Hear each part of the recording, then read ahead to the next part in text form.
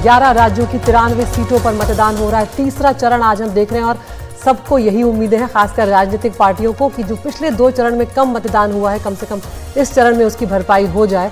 तो हमारे सहयोगी जितेंद्र दीक्षित हमारे साथ जुड़ गए हैं बारामती से।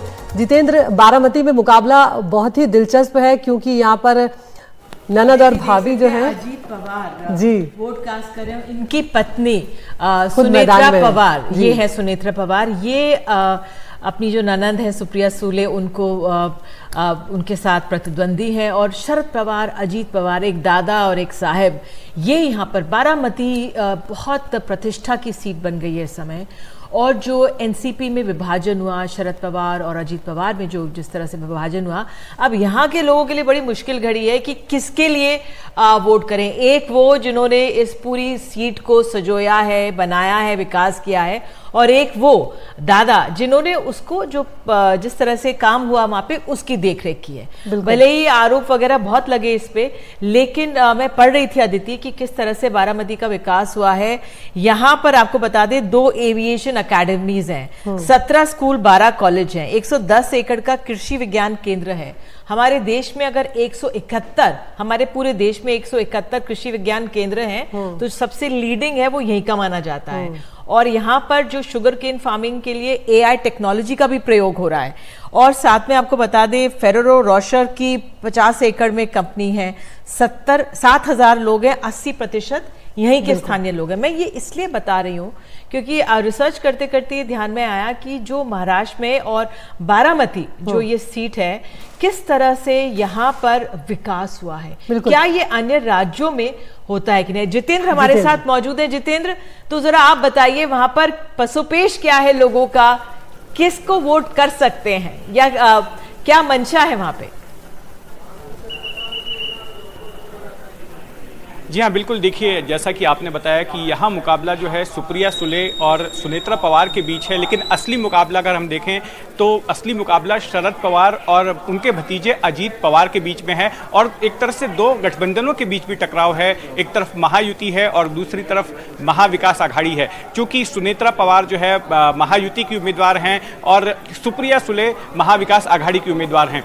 अब बीते 5 सालों में काफ़ी कुछ घटित हुआ महाराष्ट्र की राजनीति में। हमने देखा कि 2 पार्टियां 2 फाड़ हो गई, शिवसेना में बगावत हुई, एनसीपी में बगावत हुई, और उसके बाद ये पहला ऐसा चुनाव होगा जब एनसीपी में बगावत के बाद, एनसीपी 2 फाड़ होने के बाद में जो है जनता के बीच में दोनों ही धड़े जाएंगे और ये पता चलेगा कि आखिर यहाँ किसकी चलने वाली है। क्या चाचा शरद पवार अभी भी जो है जो उनका भावनात्मक कनेक्ट रहा है इस इलाके से, वो इस चुनाव में काम करेगा, या फिर सुनेत्रा पवार, अजीत पवार जो यंग जनरेशन है वो किस तरफ जाती है। ये सवाल एक बड़ा सवाल रहेगा यहाँ पर। मैं आपको बता दूं कि इस चरण में महाराष्ट्र में 11 सीटों पर चुनाव हो रहा है, जिनमें से 7 सीटें शुगर बेल्ट की हैं, वेस्टर्न महाराष्ट्र की हैं, जिसमें कि ये बारामती का इलाका भी आता है, और 2 सीटें कोंकण इलाके की हैं, 2 सीटें मराठवाड़ा इलाके की हैं। और इन 11 सीटों में से 3 ऐसी सीटें हैं जिन पर सबकी नजरें टिकी हुई हैं। एक ये बारामती की सीट है जहां पर इस वक्त मैं मौजूद हूं।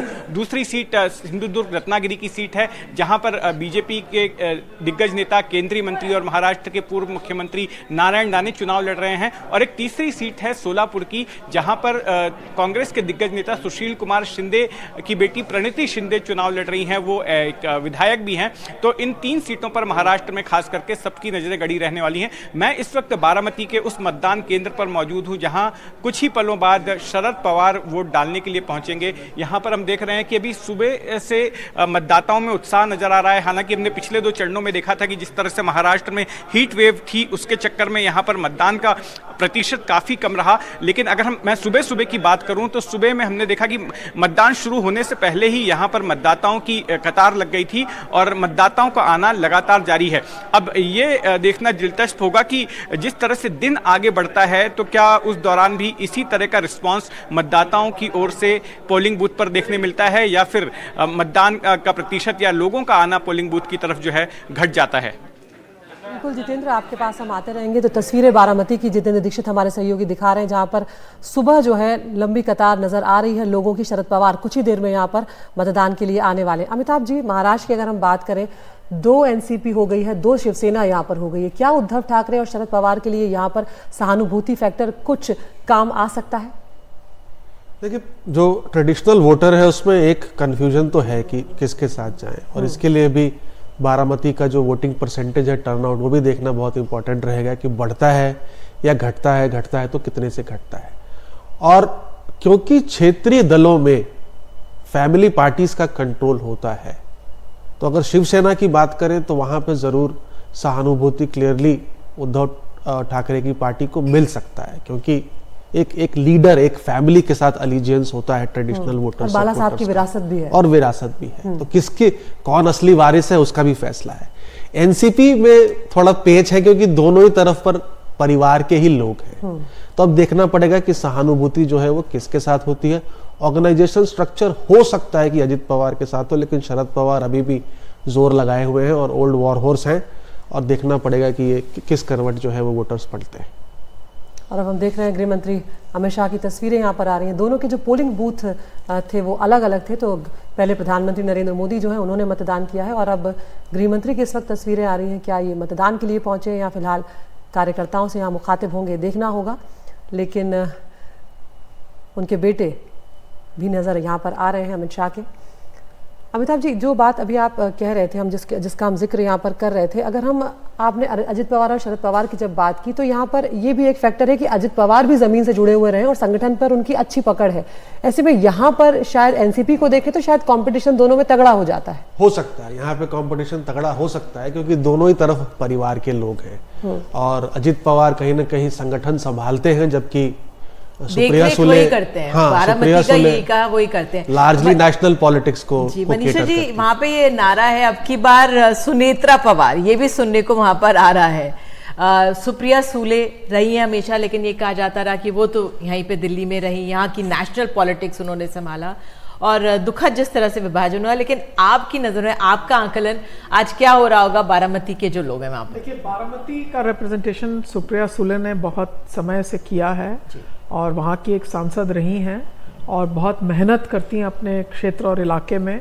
और लोगों का ये कहना है कि अपने सांसदी को चलाने में वो बिल्कुल डायल अप करती थी, और सबसे कुशल एडवाइज़र उनके पिता साहिब, जब कहते थे लोग कि कॉन्स्टिट्यूंसी से कभी कोई फ़ोन वो करती थी तो पिता पुत्री का रिश्ता नहीं, वो साहिब को कॉल करती थी। तो जो स्ट्रैटेजी के मामले होते थे उन पर शरद पवार लगे रहते थे, लेकिन जो लोकल ग्राउंड ऑर्गेनाइजेशन की बात होती थी वहाँ दादा उनको एडवाइस करते थे। तो सुप्रिया भी अब एक अपने आप में एक परिपक्व सांसद हैं, और जो दिल्ली में उनका रोल हम देखते हैं वो अलग है, लेकिन बारामती में उनकी मेहनत लगी रही। और चूंकि वो पार्टी के मामले में नहीं उलझी, तो एक तरह से बारामती का जहां तक सवाल है वो एक तरह से डिवोटेड रही हैं। तो इस पक्ष को हम अनदेखा नहीं कर सकते, और बहुत सारे इसके पेच हैं, क्योंकि आपने जो कहा अंत में, ये ननद भौजाई का रिश्ता है, और सुप्रिया जी जो है वो अपने भाई से भी उनका रिश्ता बहुत अच्छा है। तो कई लोग ये भी कहते हैं कि चित जीते की पट, जीत तो आखिर पवारों की ही होनी है। इसीलिए हमने दोनों नेताओं से, जब सुनेत्रा पवार से बात हुई या जब सुप्रिया सुले से भी बात हुई, तो दोनों ने ये कहा कि रिश्तों में कोई खटास जो है वो नहीं आएगी, राजनीति अपनी तरफ है और परिवार अपनी तरफ है।